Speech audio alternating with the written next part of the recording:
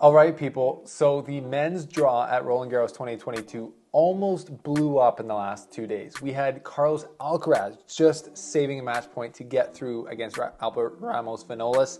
Zverev saved match point today against Baez to get through, and Tsitsipas had to come back from 2 sets down against Musetti to make it through to round 3. So all 3 of those guys almost went out, while Novak and Rafa have been cruising in a lot more safety fashion. So let's get into what happened in these matchups. Can these guys keep it together going forward, or is the draw just going to go absolutely nuts? Here's the slice presented by PointsBet Canada. Let's get into it. Oh, he's playing a galactic. She's been too good, too often. Oh, it's out to this world. How's that for quality on play? Well, people, thanks for being here. Make sure you smash the like button. That really helps out the channel, and subscribe if you haven't already. And if you're in Ontario, Canada, make sure you check out PointsBet Canada, our presenting sponsor for the Roland Garros Championships, the French Open. They've got a great book, and they got a great welcome bonus for you guys to take advantage of. The odds right now in the men's draw, because that's what we're talking about today, have changed slightly, but they're still kind of the same. We got Novak Djokovic at 2.5 times your money to win. Carlos Alcaraz is still the second favorite with the odds at 3.75, even after tonight's struggle, which we'll get into. Rafa Nadal at 4.25 times your money. That's probably the best odds you've ever had on Rafa winning the Roland Garros going in. So he's won it 13 times. I don't know about you. Maybe take a look at that. And then Stefanos Tsitsipas 6-1. And then it's like way down to 29-1 for Zverev. So really the top 4 seeds are still there, and those are the odds. They're all pretty close. What do you think about that? But they're all pretty close, but it almost all ended today for, half the top favorites. And I really want to talk about Alcaraz's match versus versus Ramos Vinolas, because that was super interesting to me and exposed a lot of maybe, storylines about Alcaraz going forward that we're really going to have to watch into. But last night, Tsitsipas down 2 sets to Musetti. I didn't get to watch this match, but seeing highlights today and looking at what happened, it looks like very similar to Djokovic last year when he went 2 sets down to Musetti. Went down losing 2 close sets to Musetti, and then it kind of turned around, and the better player, Tsitsipas in this case, kind of was able to win in a straightforward fashion after being 2 sets down, which is hard to do, obviously. And I don't think the blame goes on to Musetti here. I think the respect goes on to Tsitsipas and obviously Djokovic last year, because being able to come down from 2 sets down and just know that, hey, once I get a roll here, this match is mine, and figure it out, is why these guys are consistently at the top and consistent favorite to win tournaments. So Tsitsipas showed us why he is in that position now on the bottom half of the draw. He almost lost that, though, with that, which is crazy. Alcaraz tonight, his match just finished against Albert Ramos Vinolas, a guy that you would not think would cause a problem for someone like Alcaraz after he played very well in his first match. Today, though, from what I saw about the match, I watched from the last 2 sets pretty closely, and the beginning one where Carlos smashed ARV is what we're going to call him.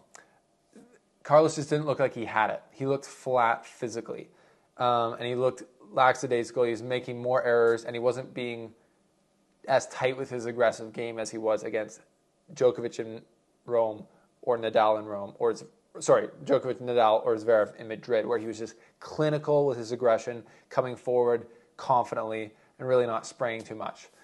Today was different. He looked, like I said, flat. He looked almost like low energy. And to me, that's the main thing that I can think of is the pressure and expectation of having to win. Before, when he's playing Madrid against these top guys, even though he'd already won Barcelona and Miami, he's still playing with nothing to lose. If he loses to Novak Djokovic, oh well, he's arguably the GOAT. If you lose to Nadal, oh well, he's arguably the GOAT. So it's like coming into those matches, you just play with such a sense of freedom. Now we're seeing, as classic, we've seen it with so many other players throughout time. They have one good result. Emma Raducanu wins the U.S. Open. Now she has all this expectation. Alcaraz now playing lower-ranked guys like Ramos Vinolas, who have a lot of experience. They've got a lot to lose now, Alcaraz. We've all talked about him as a favorite to win. He knows he's a favorite to win. He believes he can win the French Open. But now he's playing Ramos Vinolas, who's mixing it up, putting it high to his backhand. And now you're a little bit tighter, and the nerves start to come in. So Carlos Alcaraz is playing with lots to lose now, whereas before he was playing with nothing to lose. So that's a big, big difference, and it's not to be overlooked. And it almost all ended for Carlos today. Like, seriously, he was down match point and had to really fight. And even when he was fighting in these points, he didn't look like he was on full balance, full energy. He just looked off, but was able to find it and pull it out and do what so many other young players haven't been able to do. So I got a fly flying around here in the studio. Unbelievable. So many other young players haven't been able to do, which is find what they need to do to pull it out when they don't have their best game. That's what Nadal, Djokovic, Federer do. They find what they need. They drop down to their B, C games to win when they don't have their best stuff. And Carlos was able to do that tonight, which is so impressive. He was down 3-love in the 5th set. He faced a break point or a match point while Ramos Vinolas was serving for it in the 4th set. Just balls of steel for Carlos Alcaraz, Charlie Alcaraz. Amazing for him to get through on that one. So that'll be an interesting thing to watch going forward. He's playing with stuff to lose now. Will that affect him against better players he plays? He might play Norrie in the 4th round, and then obviously he might play Sasha Zverev in the quarterfinals. Sasha Zverev also saved a match point today against Sebastian Baez, who's a very good clay court player. We all know this, but Zverev came out playing like absolute garbage. It was windy. He couldn't put a forehand in. It seemed very similar actually to the Holger Rune match in Munich where Zverev lost. That was a 3-set match. This is a 5-set match. So Zverev had the time to figure it out and turn it around. And once he got ahead of Baez in that 3rd set and he won the 3rd set, he had that feeling of start the Baez bus. This is Zverev time. And he kind of showed us why he's a top 4 seed, right? He showed us why he's one of those guys at the top because he's able to find that and just pull out that win from behind. And that's respect. And I think he was like, yeah, put some respect on my name. I can ball and I can play from behind and I'm not just going to give up here. So that's respect to Zverev in that case.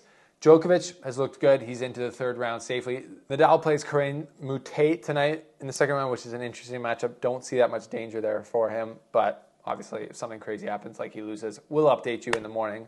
But yeah, the men's draw, holding on to its form with the top 4 favorites still in the draw, but it almost ended for half them. So what are your thoughts on Carlos Alcaraz's playing with something to lose going forward, his nerves going forward? Tsitsipas, is he going to be able to keep taking advantage of this wide open draw in the bottom half for him, it seems? And Daniil Medvedev gets his first win. He's alive in Roland Garros, which is crazy. Is there some way that he can turn around and pull out a threat here? What are your thoughts on the draw? This is round 2 recap by The Slice, presented by PointsBet Canada. Thank you guys for being here. Make sure you smash the like button, subscribe, and we will see you on our next update from the action and the craziness here at Roland Garros, which I'm heading to tomorrow. So your next update from me will be from Paris itself. Stay tuned for that. Thanks for being here. He's playing a collective. She's been too good, too often. Oh, it's out to this world. How's that for quality on clay?